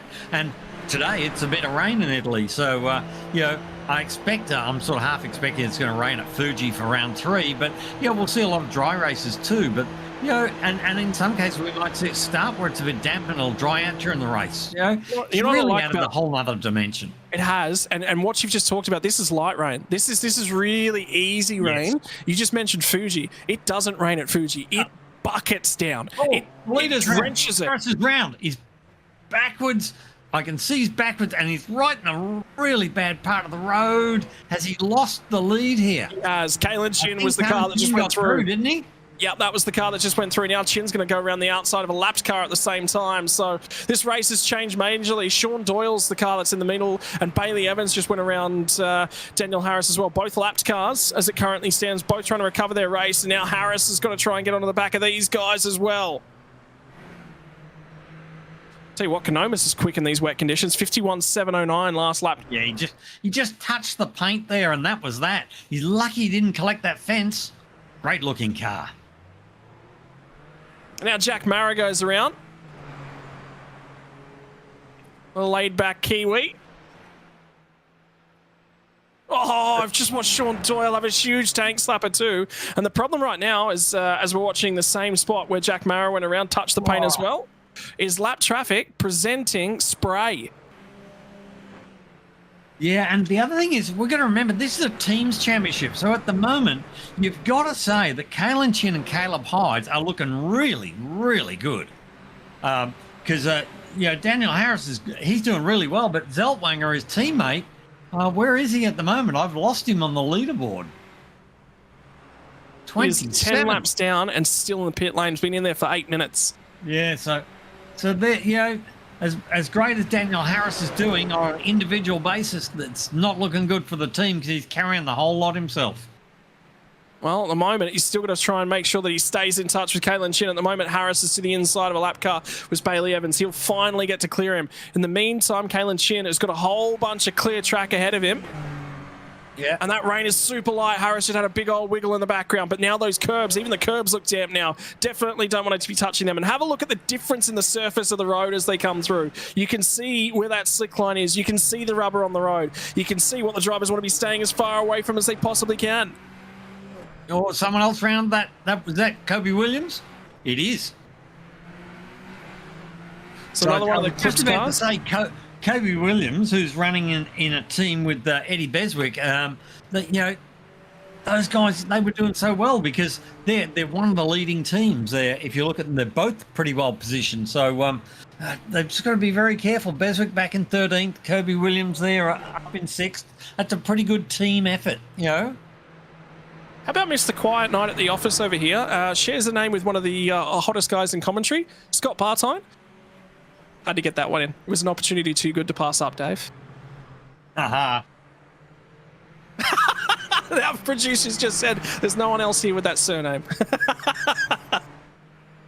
Well, in the meantime, Beswick's down the order, trying to recover his night, but I've just seen Ewan Baker go around as well. I was talking about Ewan Baker the other night. Yeah, Ewan Baker's been quite quiet tonight. He's 7th place there. He's that way out on the wet paint, not a place to be. Oh, and out on the wet paint now again. Dawson's trying to rejoin in the meantime. Ben Roberts is trying to sneak down through the inside. The wet conditions, the spray round the outside goes Bedwicks. Manages to defend it from Ben Roberts down to the inside on Caleb Dawson. There was no grip on the left-hand side of the road. The rubber's going to be on the left when they get down here to turn number 12. Roberts. This is, it's hard to see. Oh, he's lost it. He's on the paint. He saved it. Well, he's managed to come out the other side, but now that battle that he was looking to buy onto for 12th and 13th. Now Caleb Dawson has a huge tank slapper. Beswick's cleared them both, and now Eddie Beswick tries to set sail down the road. 5 seconds to the next car for him, but it's wet. That can evaporate in a matter of seconds. And now Scott Bartine's around. I talked so nice about him. Yep, this is all on me. Yep, you did that to him. So Kalen Chin's now got a 5.7 second lead. Kalen is doing a beautiful job out there in the rain. And that was how Bartine went around. That was his Bartine side showing, not his Scott side showing. Oh, I think it was the Bartine Scott as he went round and round and round. Yeah, see, the thing about Scots is we like to show our best side and then hide it and then show it and then hide it and then show it. Oh, that's just spinning. Sorry, my bad. Oh, I'll get it. You'll be done with these jokes before we get halfway through this season. It goes, Dave. Yeah, who am I looking at there? Is that Sam Sutton in the black car? I think I've got to get used to these cars. The black and the blue is the two Drop Air Motorsport teams. and the red and the blue. Sorry, black and the blue. The red and the blue. So we're riding now with. I think we're riding with Ben Holiday with Sam Sutton in our slipstream here. And although they're in the same big team, they're running in separate teams. So Drop Bear Motorsport running two teams. This one being the Beyond Blue, and he slides it down the inside. A nice move. Yeah, and I think Ben Holiday just went, yeah, I'm not going to fight you too much. Let's make sure we both finish this race. Because right up underneath that rear wing now, we're having a look back from Caleb Dawson, who's looking at Ben Roberts. So these two guys have come back together in terms of things on the track, and they're both starting to struggle, both across the stick line. Last time by, Ben Roberts tagged a bit of paint, went around. This time manages to stick it. Now, I'm guessing that when these guys all took tyres, they took fuel as well. Oh, now we've got another requested so as well. So, that's not a great spot. Backwards in the fence. How do you think the safety car is going to go on some wet tyres here as Taylor goes around, tags the paint on the corner exit? Oh, that's done a bit of damage.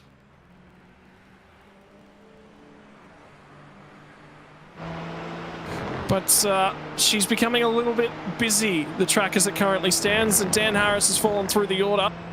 Remember how we were saying just after that spin he was probably about 2.5 seconds behind? Now 10. He's 10 seconds off the race lead. Kalen Chin is earning himself a nickname, a new moniker. As it currently stands, he's master in the wet. And Kenny Economos here is all over the back of Harris. So, trying right round the outside. He's driven right round the outside of him on the go-kart line on the because in the wet here, when you get on the racing line, it's full of rubber and the water can't drain away, so it sits on the top and it's very, very slippery. But if you get into the non-used part of the track, which is around the outside, there's not so much rubber laid down, and the track's much more grainy, so the water can fall down between, you get grip off the top of it. So they're all looking for that non-used part of the track, and that was a perfect example there where Kenny Economos got on the outside on the grippy part and drove straight around the outside of Daniel Harris. Have a look at how quick. You can only do that in the wet. Remember how we were talking about wing angles earlier on, Dave? Have a look at how quick Harris was on the run down the front straight away. He is absolutely trimmed out in this car. And whilst that was a brilliant qualifying setup, it's worked well to put him right up at the pointy end. Right now, his only opportunity to get a move done is turn one, because for the rest of the lap, he is in an absolute struggle. 58.9. Last time by. Have a look at the lap between Kalen Chin, though. 5 seconds on lap 16. It's 3 seconds on lap 17. And just before that was just before the rain started pelting down. And I guess what? It's actually stopped. The rain is now stopped in the sim again. Yeah, but it won't dry out. It won't dry out before the end of the race. It's there's too much water out there. We're going to be on wets for the race. Oh, it's raining again. There's another car around as well. I think it might be Ryan Carlson, who's stuck in the gravel. It's definitely, I just looked at the radar, it's definitely not going to dry out. In the meantime, Chin continues to just barrel away. We're in the middle of it. Okay, some eyes were deceiving me. Always knew I was blind. Kalen coming through there. In the meantime, Konomos now has a hand on second place. The problem for Harris is Kobe Williams is coming as well. Did a 54 flat last time by. Took nearly 5 seconds out of Daniel Harris. So there was definitely a moment. So Daniel, he's got some pace, but he's certainly obviously trimmed the car out, as you said, and they're running a lot, very low downforce, and not really helping too much in the wet. And for the driver from Singapore, he is absolutely making the most of his learnings in the middle of typhoon season, skipping clear of the rest. So Economos, 12 seconds. We'll see that gap pretty stable. Daniel Harris has dropped back about a second. He's not miles away. The interesting thing there is the gap between Kobe Williams and Danny Harris. We need to keep an eye on, because Harris seems to be running strange lines. He's not really got the hang of this outside line. If there are any real go-karters out there, that's where that sort of running offline strategy started, is with the guys in go-karts. It's really well known. So Kobe Williams, something's just happened to Kobe Williams, because he was 10 seconds behind Harris. He's now 25. So the gap from fourth to third touches a bit of paint. That'll explain everything. I can tell you, actually, Daniel Harris is a go-karter, just an indoor go-karter.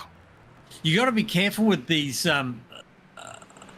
these cars too, because if you go off and you go into these sand pits when it's raining, you can get bogged. So at the moment, Harris is picking his way through lap traffic. It was Caleb Bellick who's just made his way around. He's searching for a little bit more grip. He loves his... Daniel Harris is big into his GTP racing. Indeed, the rest of the fiercely forward team scrambles all over that curb. He's struggling in these conditions. And managing to stay with Kenny Kanamos. They did both manage to take a little bit of time out of Kalen Chin, but Chin's now 13 seconds ahead, and with about 11 and a half minutes left in terms of the race as it currently stands, Chin's, all he's got to do is, if he loses a second and a half a lap, there ain't no way. He's going to have to lose just 2 to 3 seconds a lap for the rest of the field to come at him. It also looks like we've had a few disqualifications from too many incident points, being off the road too many times. Because I think there's a 20-point limit or something or other for disqualification, and yeah, we've got 2 or 3 cars that are out because they've just run out of incident points. In trouble with the stewards, it's called. Yeah, so car 29 is incident limit. The rest of them actually seem to be meatball flags at the moment. So it's Sean Doyle. In the meantime, Daniel Harris gets to the outside. This time he is going to be out there where all the stones are laid down. Now he's got some grip at turn number 1, and that's forced Kenny Kanomas to slide around on the slippery stuff. Well, Harris is having a resurgence, and his car's not built for this sort of stuff. So this is just raw talent. This is fantastic, because Harris has certainly got the straight line speed, but you can see, movement, and Economos is back through again. Or is he? Yes, he is. He's back through again. This is a battle royale between these guys. They're swapping place every second corner. So, yeah, Harris has certainly got the straight line speed. All he's got to do is stay in touch, and he can have another go next time round. Yeah, well, he's still only a couple tenths of a second behind. In the meantime, that's just allowed Kalen Chin to skip clear once again. And the longer this race goes on, the more these drivers learn, the more they're going to apply to these cars, the more they're learning about each other as well. On the slippery stuff, they'll break on the run down to turn number 10. Oh, get it all turned in, and Jack Mara's off the road, bowled another wide. Tell you what, it's interesting to see him partnering with Ewan Baker, but Kiwi Sim Racing, both of the Kiwis. That's a good partnership between the two of them. Yeah, it's great to see just a touch of the white paint around he was and gone. But it's great to see them, the New Zealanders, teaming up together as sort of a bit of a representing the nation. It's bloody awesome. It's great to see. So where are they sitting at the moment? So Jack Mara's 8th and Baker's 7th. That's a great team effort. Reasonable points. They'll be happy with things. Once again, we're going to see Daniel Harris have another go at Kenny Kanomas on the run to number 1. Probably got their team in second place at the moment by my quick calculations. I'd reckon possibly. You got Chin and Kalen Chin and who's Kalen Chin with? Caleb Hides. So you got Chin and Hides. Now, first and 5th, yep. Yeah, 1st and 5th. And then the other one we've got up there is, because Harris hasn't, Economos. Who's Kenny Economos is with Corey Bennett, so he's down the road a bit. I reckon Baker and Mara are doing really well. Yeah, I'll tell you what, Daniel Harris has got this spot back, and he looks a significant pile better this time by, although this time Kenny Kanomas has a little bit of a wobble as they're coming through the chicanes in the first sector, and now that's gifted Daniel Harris a little bit of breathing room as he starts to recover, starts to settle himself in for the long haul. 15 seconds now is the margin out to our race. Yeah, Daniel Harris, what a great job. He really gritted the teeth and said, I'm not prepared to give this up. I know you're all over me, but I want that bloody place back. And he's just done it through gritted teeth and determination, because the car has obviously not got the downforce that the other ones have. Have a look at the puddles that are starting to come up. There's a bunch of puddles. Well, now he's pushing Kenny a little bit, and Kenny seems to be cracking just a fraction, starting to make a few mistakes. Yeah, and I think he's sort of come to grips with the wet track, because a lot of these guys may not have practiced the wet track, but they might learn something out of this, that during the week it's not just about doing going out there and doing a fast lap in the dry and trying to qualify on pole. You need to prep yourself so that if it does rain, you know what you're doing as well. Well, lessons to be learned. That's the important thing for completing the rest of this round. Even if it's a bad night at the office, get out there, make notes, and learn some lessons. But for the meantime, looking a little bit further back is Scott Bartine. At the moment, Ewan Baker's coming at him quite excessively, and Caleb Hydes doesn't run away from Bartine either. So this is going to be an interesting battle pack. Scott's done a fantastic job tonight. He's really lifted his game. I've seen him testing and practiced over the last week or so, and Scott's been very, very quick. He's really obviously loving this new car, and I think the new car suits the way he drives. Well, Scott's also a safety car driver, because I know you barrack on about Lachlan Cape all the time. Scotty Bartine drives safety car for a little old Premier Endurance League, so he's always out there giving other leagues support. And something's just happened to Eddie Beswick as well, as we're just hearing. What looks? Are we getting a replay here? Yes, we are on the replay. So what's happened? He's run it down the outside, out on that. It was on that painted surface. Caleb Dawson was trying to go around the outside of and challenge. So he's definitely got the speed over Caleb Dawson. The mistakes are letting him down, though. That's the thing. He's not adapting all that well. Beswick's in the lane, by the way. Well, he's got to watch. Is it incident points? My guess. It might be. It is. Yeah, it's a black flag drive-through penalty, so it will be incident points. You're 100% right. Right, so now he'll get a few more, and if he loses them, he'll be out of the race. Daniel Harris would sell his mother for a P2 from all the Daniel Harris fans out in YouTube chat. I've met him. I don't think he would, but I wouldn't put it past him. I think he's done a sterling job tonight. The determination to get that second place back was fabulous to see. Really, really good. So is that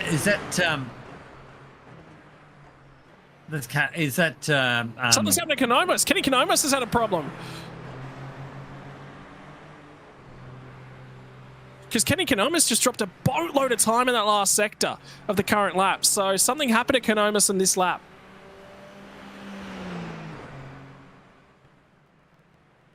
And coming up on the back of... No, that is Harris just ahead of him. So this is the chicane in the final sector. Touch the paint. Unsighted. He touched the inside curb and he's backed it into the fence. Well, the good news for the Kenny Canomas fans, the Vermilion Sim Sports fans out there, is that he is still 15 and a half seconds ahead of fourth place. And the rear wing is still on it. Oh, and he's back in the wet stuff again. He's got to watch the incident points again. Well, at this point in time, it's quickly coming back the way of Kobe Williams. I can see the incident points, and Kenny's fine. He's only got 5, so he's fine for the moment. Caleb Hydes has now hit his incident point limit, so he is now going to have to come through and serve a drive-through penalty. Incident points in the wet.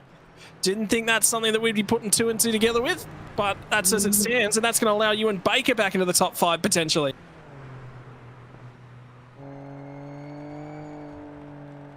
We've got Ryan Carlson, Lee Zeltwanger are both, and Nathan Norman are actually out of the race with incident points. And then we've got Danny Davison, Jack Monday, Matthew Keane, Sam Chapman, Lachlan Taylor, and Jack Mara. Is that all with black flags as well? Yeah, meatball flags for all those drivers, so damage preventing them from getting back out on the circuit as it currently stands. And Ewan Baker crawling closer and closer and closer as they both wiggle as they cross all the rubber laid down over at turn 12. They'll flip it back now through the chicane. This is difficult, keeping the balance in the car through this section of the track. And Ewan Baker, big old wiggle. Now he's out of the painted stuff. Just touch that curb and you saw the car all over the road.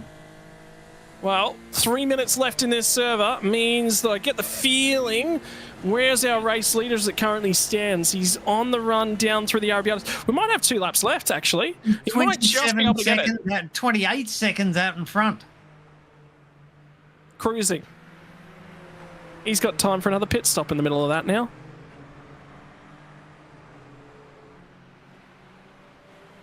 But this battle pack as it currently stands between Bartine, Caleb Hides and Ewan Baker, that's where we're going to keep our eyes on to the rest of the race. Benjamin Roberts is only 5 seconds behind, so they can't afford to drop it off the road. The battle's for third place on the podium because Kenny Konomos and Kobe Williams are less than only about a second apart. The problem right now for Konomos is he's definitely got some damage somewhere on that car. It's not 100% square. And Williams is coming at a rate of knots. He's just eating through him. And just to make the point, Kalen Chin out in the lead has 1 incident point. He has had 1 incident for the whole event. So I don't think anybody who's out of the race due to incident points can really complain when the leader's been able to do the whole thing on 1.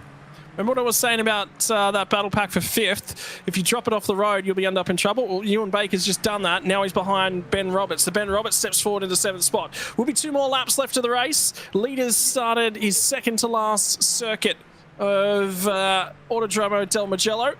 Oh, gosh. Car loose on the... You'd see them moving around on the... Look at that rain. Moving around on the road. Dawson, no! Dawson's in the lane. Day done. Looks like it's not... Did that have a rear wing? I don't think it did. No, it did not. So there'll be an incident that's associated with that one. Jack Maris had a few offs. He's now sits all the way down in 11th spot. Here we go. Oh. Bang. Yep. That's not looking pretty. It's a shame when the rear tyre comes up, picks off your wing. But this battle pack's going to continue as it currently stands. Kobe Williams has got around Kenny Konomos over on the slippery side of the road. So I said Konomos was struggling for that car, just barely trying to keep it together. These guys have got 1.5 laps left to run from here. At the moment, Kobe Williams is into 3rd place, but he's got to survive. It's an injured Kenny Konomos that's in behind him. It's a crippled and crawling Kenny Konomos has gone around again. Oh, disaster. And I tell you what, we better get used to this wet stuff because for anyone racing the Sebring 12 hour this weekend, there's going to be a heavy helping of it. You're going to say Daniel Harris done a good job as well. He's only got 5 incident points. Kalen Chin just grabbed another one because he felt like he needed to use a 2nd incident point. Well, white flag's in the air. It is only going to be 1 more lap left to go as the drivers will come past the start-finish line to collect that one. I've got Drew Collins with 1 incident point as well. Harris just went around. Dan Harris just went around last corner. He's going to manage to rescue that one, but what was a safe 23 seconds, the nerves will climb just a little bit, and the risk, he's got 18 seconds in hand. The risk level, it just doesn't need to be there from Dan Harris. It's got to be clean. Now for Kenny Konomos, though, he's got the potential to lose another spot. It's Caleb Ballack. It's a lap car in behind him, but it's the next car on the road. Scott Bartine's coming at him. And he's taken a significant chunk. Bartine's going to get there on this last lap of the race, you know. This one's not over for 4th place. And it's just started raining again. Bring it on. Give me more. Well, Barney's getting absolutely... Somebody hand that man an umbrella. He's got a little bit of a podium to stand in behind him, but I don't think that's getting him any coverage. He's surrendered. He wants to journey back down to the pit lane and get out of the torrential. But it was a race dominated in the early stages by the 27 of Daniel Harris. Set a phenomenal qualifying effort. Posted at the front end. Skipped clear of the entire field. Then the heavens opened. And that is when the rest of the field went to work. And for Kalen Chin, he went to work and then he stopped working probably about 20 minutes ago. It's been easy sailing. He's just had to look after the car. Now it's the final corner. It's been 5 kilometers of Autodromo del Mugello in terms of things since receiving that white flag, and it's going to be a couple hundred more meters before he receives a checker. He's going to win it by a country mile. The man from Singapore, the Typhoon started, and it's been a Kalen Chin Typhoon of his own. What a win, Dave. Yeah, so where's his teammate, Caleb Hides, currently? We've got... here we go. Caleb, so is that P9? That's pretty good. 1st and 9th. That's a good opening stanza. First race. Great result for the team. Jack Mara will be the second car to come past and receive the checkered flag down in 11th. So something happened. Remember, he was running 8th. Yep. More spins from Jack Mara relegates our defending champion outside the top 10 and 2-1 lap down. Daniel Harris is going to come home fiercely forward. We're quick on qualifying, but in the race they couldn't maintain. It'll be some work to do for the fiercely forward outfit, but P2 in those conditions with that set of difficulties, Dan Harris rescued a reasonable car. Kobe Williams is going to come home and he's going to pick up P number 3.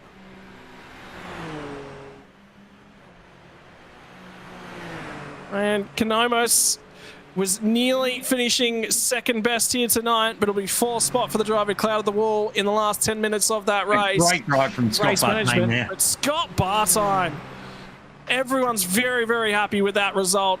He was making time all the way up to Kenny Konomas. Ewan Baker's going to come home in 7th. Ben Roberts will be 6th.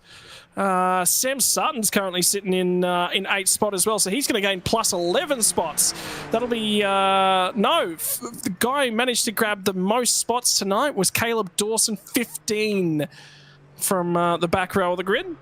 Wow. Unfortunately, it wasn't clean sailing, but all Caleb Dawson had to do was most of the laps of the race. Drew Collins is going to come home.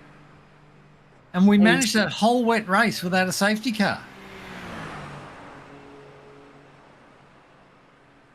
Debatable race as well. There's a lot of notes to go off on that one. First time for these guys in a race trim in a new season and new settings in a new car in new conditions. And the key is, Dave, when something like that happens, you've just got to get the notebook out and go, yep, I took points away. I managed to finish the race, but what did I learn? If you don't take the findings away each and every race, you're not going to be back up there. No, and I think the big thing is that, you can't just sit there and go, oh, I'll just do dry laps and be quick in, qualifying. You actually have to prepare the car for, you look at the forecast. We see the weather forecast before the race. The guys have the weather forecast, what the potential is. And there was always a potential for this to be wet. You can't guarantee it, but you've got to be prepared for it. So you've got to go out and do a day in the wet and just test the car, get used to the line around here, set the car up for the wet and say, okay, what sort of changes do we need to make? How do we take a car that will work in both? So you can take something out there with a bet on each horse depending on the weather. It's going to change things. They've got to do a lot more work during the week. Just be a little bit more prepared. It's nearly kind of the way that you've got to go down the middle, don't you, a little bit, Dave? You've got to be conservative. You can't be aggressive on the strategy. Dan Harris proved that. But here's the results as they 42 seconds. He pulled out. It was about 20 minutes in when they come, 22 minutes or so in when they come in for the wet tires. He's pulled more than a minute out since that point. Yes, it was helped by some mistakes out of everyone else, but Dan Harris come home second, distant second. 3 cars less than a minute behind our race leader. Kobe Williams comes home and picks up 3rd. Kenny Konomos had drama late on, gets home ahead of Scott Bartine. Will be yoo-hooing about P5 and that result. Ben Roberts from Ewan Baker, the first of the Kiwi Sim Racing outfit. Sam Sutton in the first of the Drop Bear Motorsport cars. Caleb Hines and Drew Collins rounds out your top 10. Good result for Drew Collins, finishing inside the top 10. Over the page, defending series champion, first car outside of the lead lap of the race is Jack Marin, the second, the Kiwi Sim Racing entries. Bailey Evans from Ben Holiday. Bellac will finish the race after dramas on lap number 1. Eddie Beswick, Caleb Dawson at 2 and 3 laps down respectively. And then we get into the retirements. Harrison Lila, Sam Chapman, Lachlan Taylor, Sean Doyle. Remember, 30 cars started this race, and well, if you finished it cleanly, that meant that you were inside the top 15 or so. That'll be another note to stick in the back of your mind. Corey Bennett, 13 laps down. Giuliano Sinesi, Jamie Christensen, Ryan Carlson, Tyson Broad, Matt Keane didn't do a whole bunch of laps. Lee Zeltwanger started off alongside of his fiercely forward teammate, did not finish. John Monday, Denny Davison, Nathan Norman gonna round out your 30, and phew, thank God for that. I think Lachlan Capel, safety car driver, was frantically having a go at those rattle guns, seeing if he could get the dry tyres off that Mercedes safety car. I think race control weren't keen to put him out there in the rain. Maybe they didn't trust him. But well, Gonna be time to chat to our podium day because that was electric. Do you want to start off with the bottom end of town and chat to Kobe Williams for me? Yeah, sure can. Set up. But Kobe was chatting a little bit of setup. Dave's with him now. Kobe, how was that? That was a pretty full-on race, and you had to be very careful of the amount of incidents you ran. Try and keep it straight.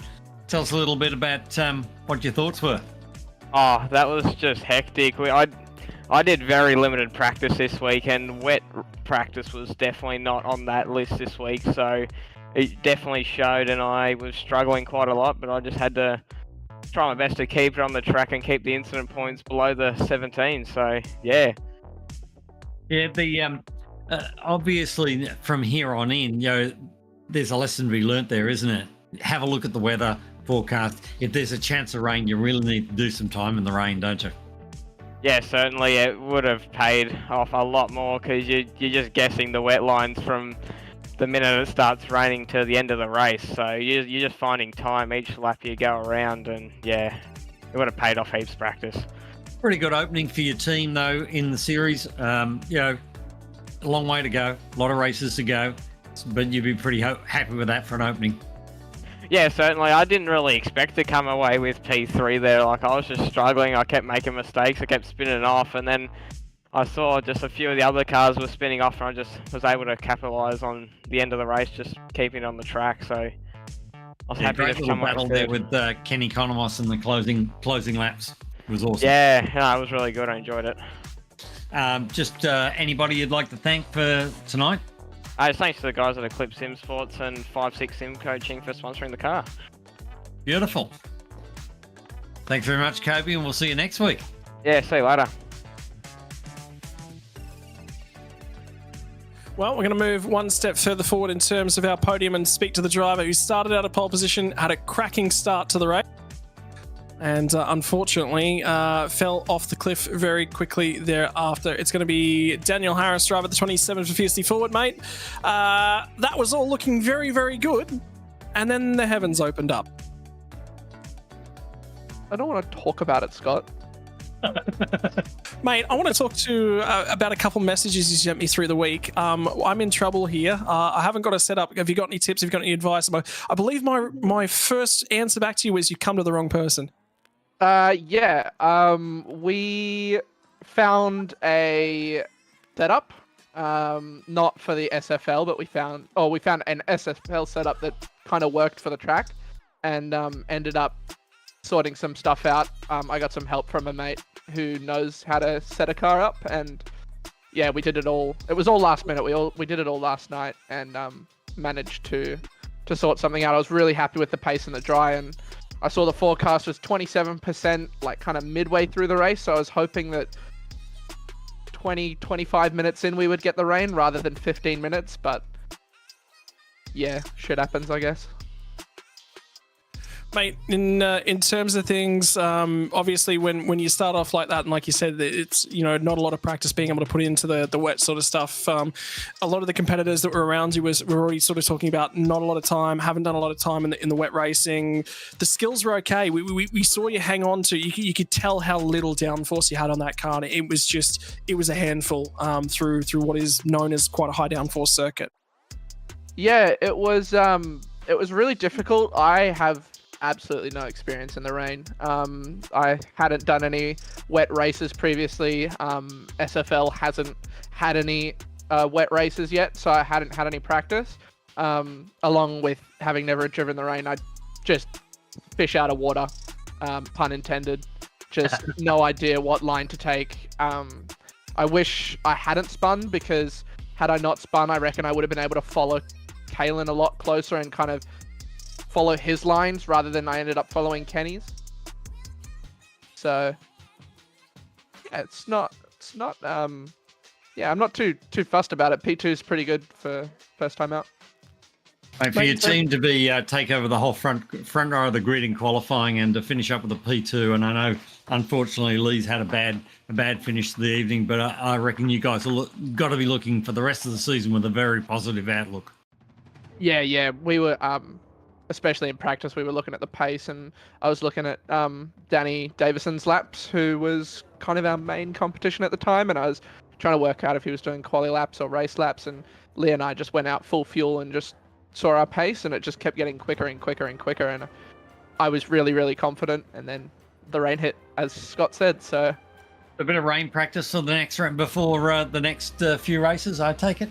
No, Dave. It's swimming lessons, I think. We're getting some floaties. From my knowledge of Aragon, it's quite a dry area, so I'm hoping that we don't get any rain. But I think I'm always going to be hoping that there's not going to be any rain, because Kalen seems to be a weapon in it. Mate, how far away are the water wings? Are you going to have some water wings sitting next to your sim rig going forward, or? I think I might have to steal yours. I haven't got any. All right, that's enough out of you, youngster. Your opportunity to thank all the sponsors that make it possible. Thanks for jumping by for a chat. Massive thank you just to Fiercely Forward, Nikolai Rojevu for helping me with the setup. And yeah, Nicholas Owen as well for designing that incredible livery that we ran today. Very last minute, but I'm really happy with it. I think it looks awesome. Mate, thanks for dropping by. Thanks for the chat. Look after yourself and go turn some laps at your local pool. Awesome. Thanks, guys. I love him. I've been friends with Dan for a little while, a number of years already now. I've done some commentary with him a couple of years ago. But anyway, that's why that one's a little bit spicy. In the meantime, I think we're about to chat to the man who's about to get the nickname Moist Master, or the one from up here in the booth was Mr. Typhoon. Kalen Chin, a couple of years over in Singapore racing go-karts in the wet, and all that experience came to bear tonight. 42-second race lead, mate. How you feeling after that one? It's a really fun race. I mean, I love the wet weather, like, ever since I drove it in karts in, like, 2010. And, yeah, it's my favorite conditions to drive in, and, you know, it worked out perfectly, because managed to overtake Daniel and just pull away. Were you a little bit worried about things in terms of the opening lap pace? That qualifying pace was a little bit way off the Fiercely Forward boys, but were you looking at that and going, I think we've got a fair bit more wing on this car? Yeah, in practice, like, we, all of us in Eclipse were, like, just messing around with the setup, because we saw others were on low downforce and had heaps of pace, so we realized that our direction of setup was wrong, and we tried to change things before the race and hope for the best, and it sort of was better than we expected, I guess. In the meantime, though, you've gotten I was listening to a fair bit of you're copping a little bit of lip from all your teammates, the Moist Master. Talk to us about the banter that's going on in the background of the Eclipse Sim Sport Garage. I mean, I haven't really heard of that nickname yet, but maybe Kobe said it on the voice channel. I can't really remember, but yeah, we were just joking around of what my pace was, I guess. Like, I don't entirely remember. Mate, in terms of things, you got any questions for our race winner, Dave? Yeah, so team-wise, 2 cars in the top 10 is a great start. And I think that should put your team in the front of the series. And I think you probably got it over, I'm guessing here, because I haven't got any points in front of me, but I'm guessing you've got it over Ewan and Jack Mara would be my thought for the second team tonight. But so that's a pretty good start, pretty happy, because not just about your results, also about your teammate, isn't it? Yeah, we were hoping as soon as the rain came down that all of us in Eclipse were in a good spot. We had Eddie, Caleb, Kobe, and I all in the top 10. But yeah, still both cars in the top 10, and Kobe as well in P3. That's, you know, wonderful, and it's better than we expected going into qualifying. But yeah, hopefully we can keep this momentum up for the entire season, and hope we can take home the championship and the team championship as well. Enjoying the new car? Yeah, it's become one of my favorites ever since it released, and especially in the wet. Like, there's a ton of grip, and it just racing side by side is awesome. Yeah. All right, all you other guys out there watching this, turn up for silver next week. You can, if you're quick enough in pre-qualifying, you can get a start yourselves. Righto, ladies and gentlemen, thank you very much for your time, Kalen. Floor's all yours to tell us about all the sponsors and anyone else you'd like to throw a shout out to. Yeah, I of course would like to thank Eclipse Sim Sports for the opportunity in this championship. Dylan Burst for the spotter as well, and of course want to thank my parents as usual for always being supporters. My dad helping with the setup, and all my friends watching this broadcast that I sent to them as well. Thanks very much for your time, Kalen. Pleasure chatting to you as usual, brother. Congratulations. And congratulations on that one. Go splash about in a few puddles to celebrate. Yeah, thank you. Well, Dave, that was an exciting way to kick things off, and that's my first taste of commentating a wet race. So I'm scared for this weekend now, which has got the iRacing Spring 12-hour that's going to be happening. But next week we are going to be back with more F3A'24 in that Super Formula Light car from Motorland Aragon, and like Caitlin said, tends to be a little bit drier over in Spain compared to Italy. Yeah, it's a very, very hot part of the country there, pretty arid and dry. But the circuit's really fast, and it's a fabulous car, fabulous track to drive in this new F3 car. So the boys are going to have a lot of fun next week. Well, it's fast, it's flowing. There's a ton of different cutouts and tricky questions, as well as a very, very fast back straight. We could be seeing the return of that low downforce trim. And of course, don't forget, we've got Fuji on the calendar. We'll be around after that, ladies and gentlemen, next week from 8:25 p.m. Australian Eastern Daylight Savings Times, just before we bid adieu to Daylight Savings Time. That'll be next week. Other than that, don't forget, and it's been a wild and wet night here tonight.